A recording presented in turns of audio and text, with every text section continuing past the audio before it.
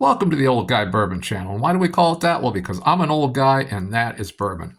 And today we'll be reviewing a G&W Kentucky Straight Bourbon Whiskey Private Stocked, 5 years aged. And it's 86 proof bourbon. Now, this is bottled in Scobeyville, New Jersey. You might be asking yourself, how can I call it a Kentucky Straight Bourbon if it's bottled in New Jersey? Well, in order to be Kentucky Straight Bourbon whiskey, it has to meet a few rules, and most of the bourbon rules, but it also has to be distilled in Kentucky and aged for a minimum of 1 year in a new charred oak barrel in Kentucky. So after 1 year of aging in Kentucky, you can send it to anywhere you want, any state in the United States, maybe anywhere in the world, I'm not sure, because it's been distilled in Kentucky.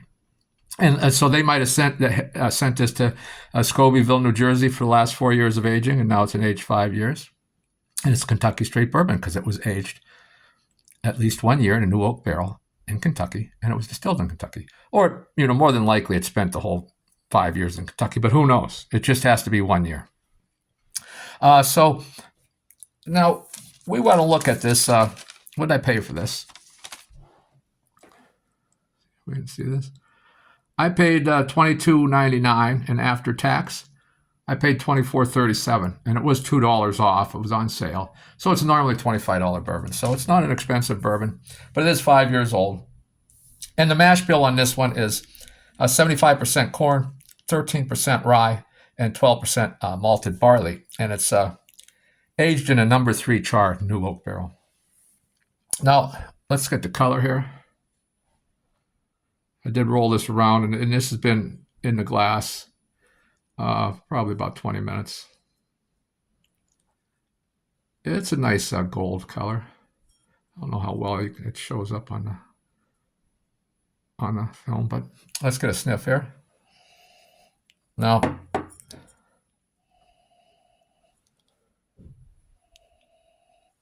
the nose is light, but there's caramel, there's graham cracker, there's honey, and there's some berries. I'll just go with berries for now. Again, the nose isn't overpowering, but it is nice.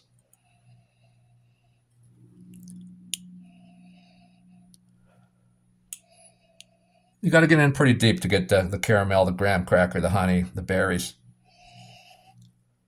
I'd say, but it's nice. It's for a $25 bourbon. Let's take a little sip.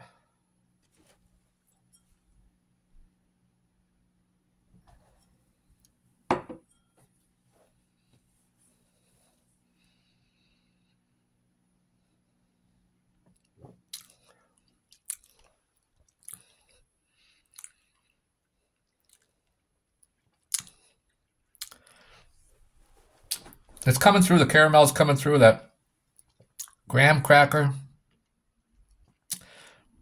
some honey, very, I'm going to say strawberry. Let me get another little sip here. And as I've said in all my videos, at first sip, you get a little alcohol, and that might mute some of the flavors. And then you get used to it for the second sip. And as you can see, I don't take very big sips.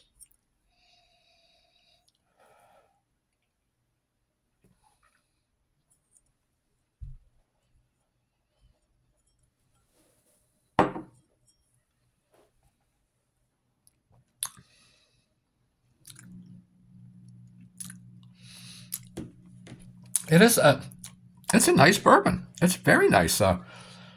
Again, nothing you're going to rave about. You're not going to say, well, this should be a $50 bourbon or anything like that. But I would buy this again. It'd make a very good everyday drinker, and I'm assuming it'd probably mix well. It has the flavors are subtle. Strawberry, getting some cotton candy, along with the previous flavors I mentioned. And you know what?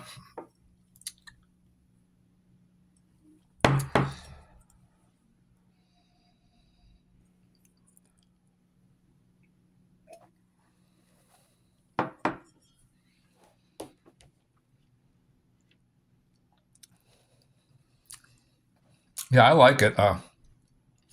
Again, everything's real. I don't know if muted is the correct term, but nothing's really like standing out. Like you got to search for the flavors. Just that I had to search for the aromas, but they were there, and the flavors again: caramel, graham cracker, honey, some strawberry, some cotton candy. And as that finish goes, a little brown butter. You ever brown some butter? Taste that. I love butter. And brown butter, I love even better. That's on the finish, but I'm going to take another sip. The finish seems really short to me.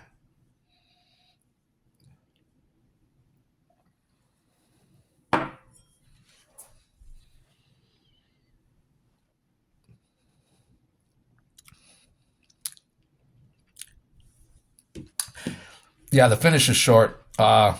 That's a big drawback here. The finish is just it's over. I mean, you get on the nose, you get all those nice aromas, and then on the palate, you get some nice flavors, but nothing hangs around. The finish is boop. You get right at the end, you get a little brown butter, and boop, gone. So now, again, it's $25. I'm really disappointed in the finish, but I like everything else about it. So again, I would buy it again if it was on sale, and I would look for it on sale again because for $25 now, I'm looking at Old Granddad and Wild Turkey, which are I think maybe $2 or $3 more, and would provide a much better bourbon. So yeah, I wouldn't buy it at full price, but I would recommend it on sale. And but if you really want a long finish and you just can't stand short finishes, then I would say just pass it by. Yeah, it's unfortunate, and the other problem is on these short finishes is you want to drink again.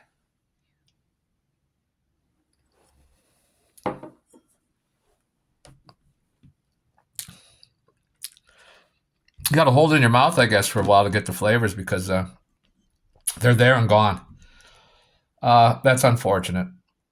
Are there better bourbons for $25? Yeah, I'm sure there are. I would say, most of the Jim Beam line, other than the white label, and I haven't had the white label in for 10 years or longer, so I can't say about that. But the extra aged and the black now, of course, would be a little more money, or maybe in your state it'd be the same money. I don't know. So I like it, but there are better bourbons at that price range. So what are we going to review next? Next, we're going to go with the Four Roses yellow label, and although the label it's a 80 proofer, I will do that one next time. That's all I have for today. Please, leave a comment if you have one, and of course, I hate to ask to like and subscribe, but I could use some some likes and some subscriptions. I'm a new channel trying to get going. I'm buying a lot of bourbon, trying to get a lot of tastings in here for you. So, well, again, thanks for hanging around. See you next time.